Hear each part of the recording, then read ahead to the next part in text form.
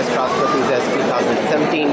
So now I'm at the EKA bus and coach stall, and the product in front of me is the EKA 12-meter low entry.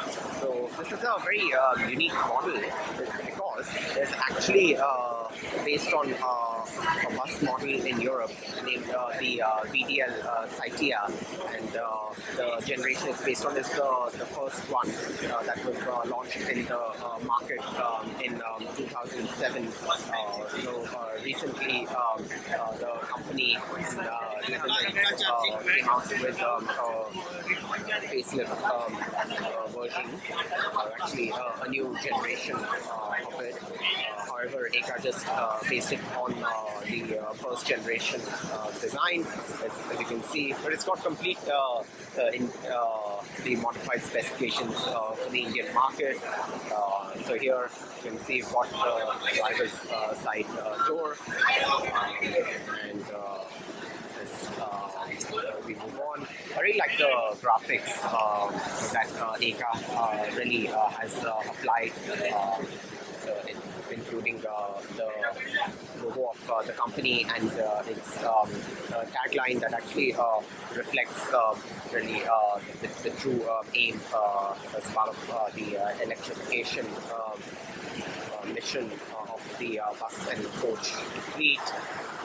So looking behind, also the styling is very much the same of the model. It is based on through a technology transfer from the company, and it's a 12-meter bus, as you can see.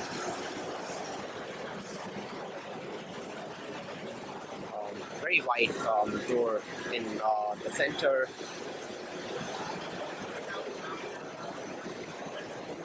Okay, so now let's get inside. Wow.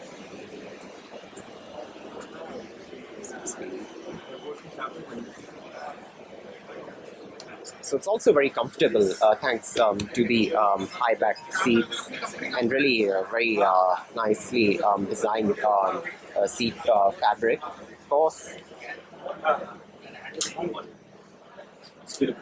And also you've got USB charging sockets. That's another good feature. And it is also very accessible because it's got a wheelchair space.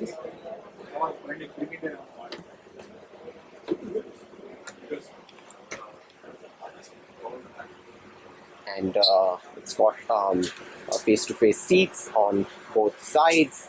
So that's another good feature. And even individual AC vents.